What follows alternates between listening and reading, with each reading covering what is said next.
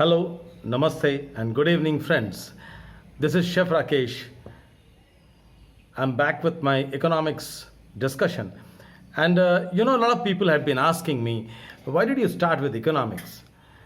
Now, I have been involved in a lot of discussions with a lot of my friends और कई लोगों के साथ बहस में ये सोशल मुद्दा, राजनीति मुद्दा और इतने सारे मुद्दे, बेरोजगारी और ये इतना अमीर हो गया, वो उतना गरीब हो गया, और लोग दुख दिखाते हैं, दुख जताते हैं।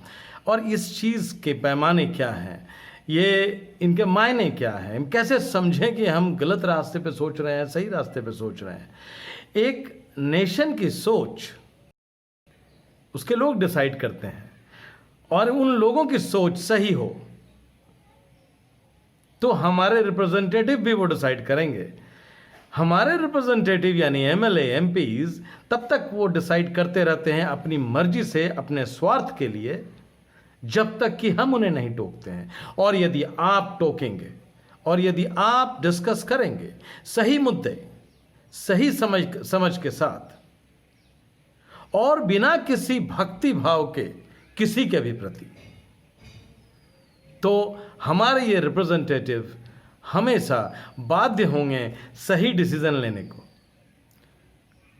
और कई नेताओं ने सही डिसीजन लिए, भारतवर्ष को आज यहां तक पहुंचाया, और बहुत सारे गलत डिसीजंस भी हैं। लेकिन हमारी सोच हमेशा सही रहनी चाहिए, और इसके लिए समझ की समझदारी बहुत जरूरी है। और इसी समझदारी के लिए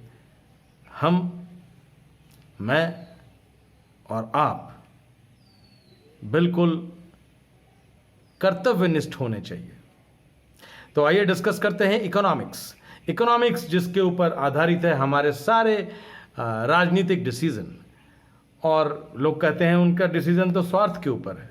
मैं कहता हूं स्वार्थ और इकोनॉमी दोनों की समझ से ही राजनेता अपना उल्लू सीधा कर जाते हैं। तो आइए दोस्तों, आज जानते हैं कुछ ऐसे महान लोगों को जिनको कि इकोनॉमिक्स का गुरु माना जाता है। क्योंकि कोई भी चीज़, कोई भी स्ट्रीम, कोई भी पढ़ाई and any stream of study that develops into a major full bloom study depending on the relevance, समय, परिस्थिति और उस समय की जागरूकता के हिसाब से ये इवॉल्व होता है, जिसे हम कहते हैं इवॉल्व होना। एक समय था जब बल्ब की फैक्ट्री लगी, रेलवेज लगी और प्रोडक्शन होना शुरू हुआ। सिर्फ उस समय सिर्फ और सिर्फ यही सोचा जाता था कौन कितना माल बना सकता है। कोई नहीं सोचता था कितनी जरूरत है, क्या होना है, नहीं होना, बस बनाते जाओ, यहां डंप करो, वहां डंप करो, इसको पकड़ाओ, क्योंकि चीजें नई थी। यदि इलेक्ट्रिसिटी नया था तो बल्ब लगाना था, लाखों करोड़ों की संख्या में बल्ब चाहिए, मशीनरीज लगानी थी। रेलवे नया आया था तो हर दुनिया के कोने तक रेलवे पहुंचाना था। तो रिक्वायरमेंट के शुरू के स्टेज में होता क्या है कि हर चीज आपको अनलिमिटेड नजर आती है कि इतने से नहीं चलेगा, और बनाओ और बनाओ और बनाओ और बनाओ। यानी एक मग बनाने वाली कंपनी ने जब पहली बार पोर्सलिन का मग बनाया था तो उसके सामने था कि मुझे कई 100 लाख मग बनाना है, यानी इतने करोड़ घरों में मग पहुंचा देना है। यानी बाजार की चिंता नहीं थी। The moment when everything started falling into place and many more companies started producing, कई और कंपनीज आ गई और एक से करीब सैकड़ों कंपनी होगी वो मग बनाने वाली। तो फिर कंपटीशन आ गया, फिर डिजाइन आ गया, फिर लोगों को ध्यान आया कि अब कितना बनाए। एक समय ऐसा आया सबकी जरूरत पूरी होने लगी, तो फिर आगे क्या, फिर प्रोडक्शन बंद कर देना पड़ा। जो लोग खेती बाड़ी, दूसरा रोजगार छोड़ करके इंडस्ट्रियल रोजगार में आ गए थे, उन्हें और कुछ आता नहीं था, क्योंकि 30-35 साल से वो यही कर रहे थे। और एक छोटा कस्बा शहर बन गया था, जिंदगी का एक ढर्रा बन चुका था जिसे ना कोई बदलना चाहता है। और इसी सिलसिले में ये जो सामाजिक प्रॉब्लम खड़ी हो गई, इसी सिलसिले में राजनीतिक प्रॉब्लम खड़ी हो गई। क्योंकि लोग जहाँ काम करते हैं वहाँ यूनियन बन जाता है, संगठन बन जाता है, और वो संगठन फिर इनके सुख दुख का साथी हो जाता है।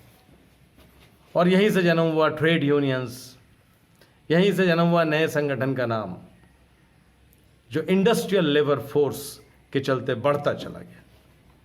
और मेरा मानना है ये जो मार्क्सवादी, सीपीएम एंड सीपीआईएमएल, इनकी जो सोच की उपज थी वो उस समय इसीलिए थी कि इंडस्ट्रियल बेल्ट में काम करने वाले लोग वो उनको जानवरों से भी बदतर जिंदगी जी रहे थे, उनका हेल्थ का इश्यूज आ रहा था, या फिर जिंदगी की ज़रूरतें पूरी नहीं पड़ रही थी, या सारा प्रॉफिट मालिक लेके चले जा रहे थे।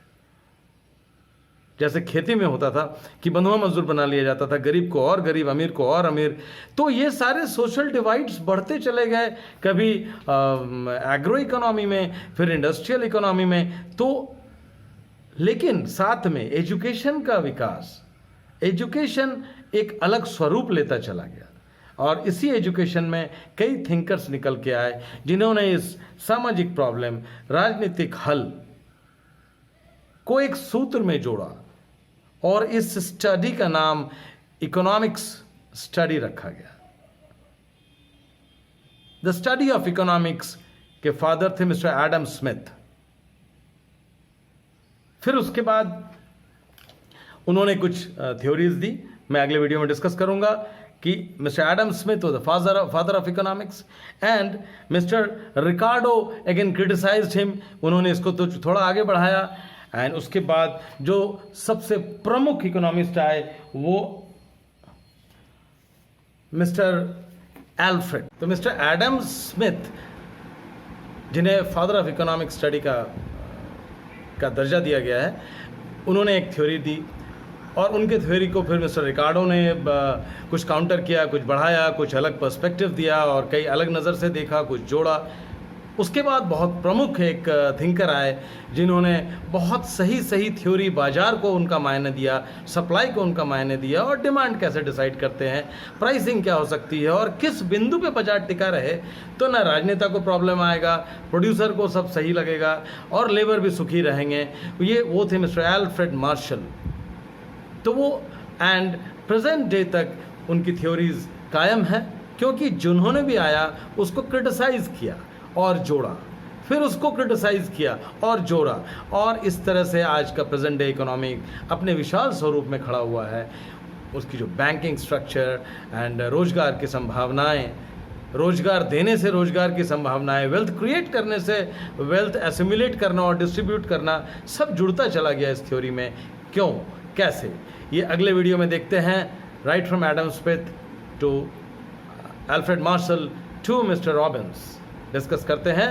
बस चंद 10 मिनट का समय आप देते रहिए, मेरी गारंटी है समझ और समझदारी दोनों आ जाएगी, क्योंकि बहस का मज़ा तभी है जब आप तर्क से बात करो। धन्यवाद, मिलते हैं अगले वीडियो में।